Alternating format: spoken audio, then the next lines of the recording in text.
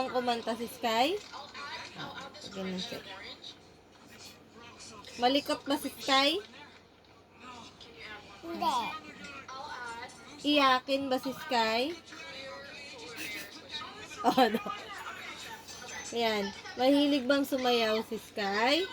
Apa. Opo. Ano yan? Mahilig...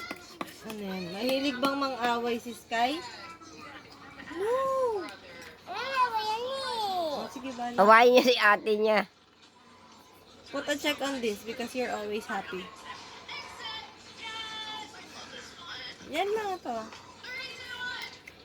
Happy ka ba? Happy? Happy and cute? Put a check on it. Here. Okay na yan. Ito ba? Sige. Okay na yan. Kunan natin. Oh, very good. O, finish na to. Lagyan mo na ng pangalan dito sa taas. Ayaw mo? Ayaw mo?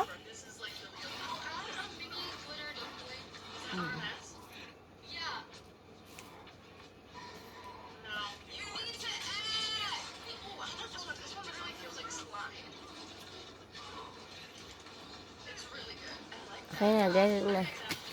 Ito naman daw. We're gonna read letters. We're gonna read. Ang basa dito na ay at. AT is at. At. When we put... yes, ito. Bat. Bat. Carpet. Mat. Mat. But carpet is also true, but how you read this is mat. Ito. Mouse. Rat. Rat. Cat. Fat. Correct! High five! Very good ah. Anong tunog ng C? Anong tunog ng C? K. Tapos pag may at sa huli, at. Cat. Anong tunog ng B? B. At. Bat.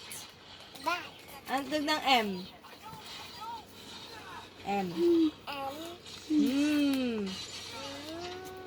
And at equals mat. Mat. Ang tunog ng R? R. And at equals rat.